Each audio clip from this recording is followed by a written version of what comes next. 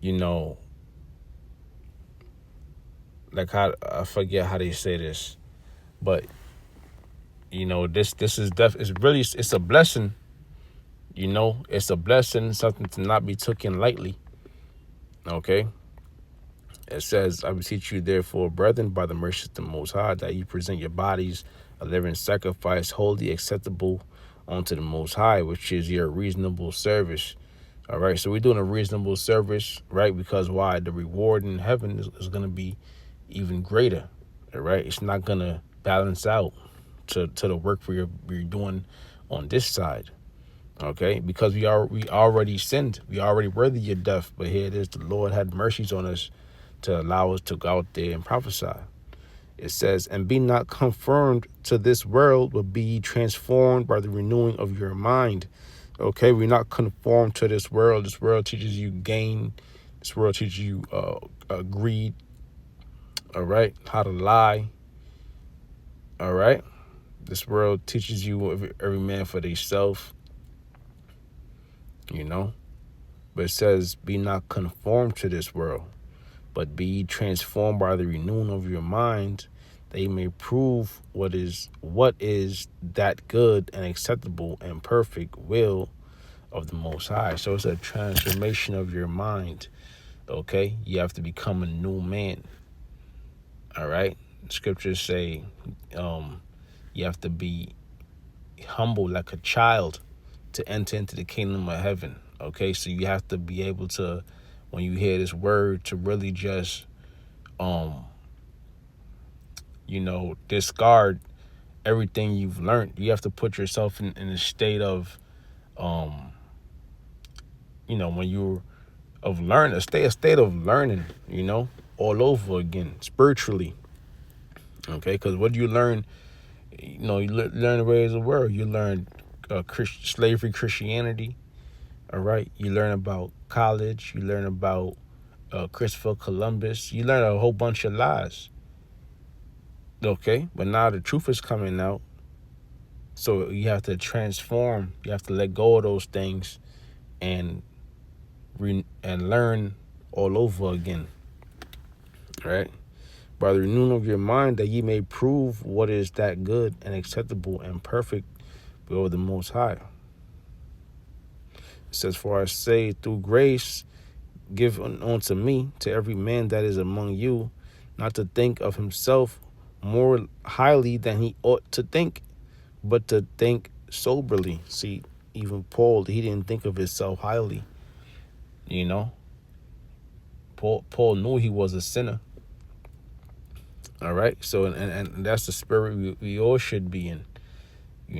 Understand the Lord has given us mercies, but we know we come from a past of sinning. Okay, and we don't want to be judged on that, and we don't want to do that anymore. We want to live as righteous as possible. Okay, not it said, but it says not to think of himself more highly than he ought to think, but to think soberly, according as the Most High has dealt to every man the measure of faith. All right, so don't just because you know a little something. Okay, see that the old man might have been proud. The old man might have been a know-it-all. The old man might have wanted all the spotlight, right, to shine. But now you have to be that new man. Okay, you have to be in a humble state. Matthew 18:2 says, "And Yahushua called a little child unto him, and set him in the midst of them, and said, Verily I say unto you, except ye be converted and become as little children, ye shall not enter into the kingdom of heaven. Whosoever therefore shall humble himself as a little child, the same is greatest in the kingdom of heaven." Right, and that's going into the elect, man. All right, how do you humble yourself? Okay, we not here looking for fame. We not here looking for money. We not here looking for friendships. Okay, we disregard. We we we detached ourselves from the lust of the world. Okay, trying to build a home, thinking of tomorrow in this kingdom. All right. Now, if you save money or whatever, that's fine. All right, but that's not our priority. Okay, we humble ourselves, and we the only thing we here to do is serve Yahweh Bashim Yahweh Shah to the best of our ability, and to not care of the worries of the world. Okay, 'cause that's nothing but distractions. So we read again. At least it says Matthew's 18:2, and Yahweh Shah called a little child unto him and set him in the midst of them, and said, verily I say unto you, except you be converted, all right, and become as little children. So you have to be converted, come back to your roots, and be as little children. You should not enter into the kingdom of heaven. The kingdom of heaven is synonymous with salvation. Okay. The kingdom of heaven starts with salvation. The kingdom of heaven starts with the wisdom, knowledge, and understanding of the scriptures. All right, doing the works. All right, because now you hopefully you be delivered. I'll leave it there. I want to say all praise, honor, and glory goes to Yahweh Bashim, Yahweh Shah, Bashim Hakwadash, double honor to the apostles, Bishop, and Elder Millstone, and citations that I can push this word, and also say honesty. Shalom.